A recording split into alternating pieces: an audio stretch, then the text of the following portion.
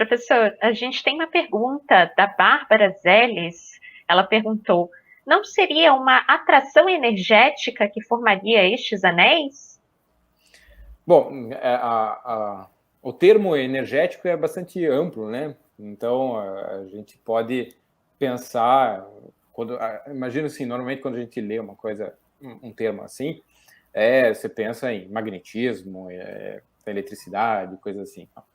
Mas não é só aí que consta a energia na astronomia, né?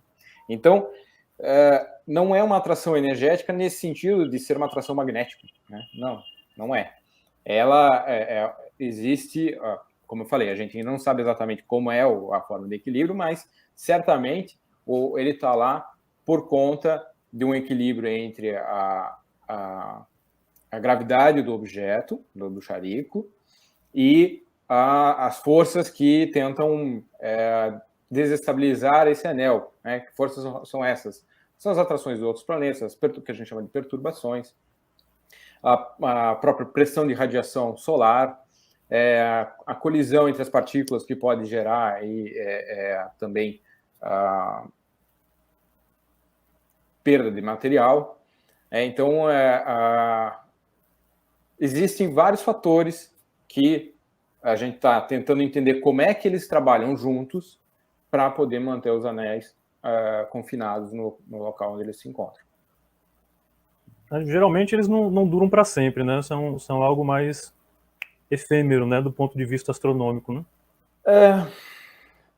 Assim, eles certamente duram muito, né? A gente não sabe precisar quanto eles duram, se eles duram com a idade do sistema solar ou não. Claro, para os anéis, para os planetas gigantes, a gente já conhece bem melhor. Mas se a gente está vendo agora, né, a gente não pode ser tão sortudo. Basicamente é isso. A gente não sempre considera isso. A gente não tem essa sorte. Se a gente está vendo agora, porque é alguma coisa comum, é alguma coisa que é, de certa forma, perene. Se não é perene, é formado em constância, né? Então, a gente, por exemplo, a gente acredita que existam vários outros anéis no sistema solar, em torno de pequenos corpos. Aí a gente está, então, basicamente atrás de novos anéis. A Bárbara Zeles, que fez essa pergunta aí, Felipe, ela é da Bahia e é uma forte candidata aí, de repente, a contribuir, né, com essas observações. Ela comprou recentemente um telescópio do Colette, também aí do Paraná.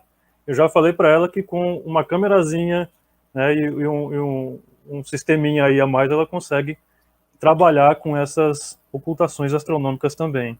Legal. Pega as dicas aí, Bárbara.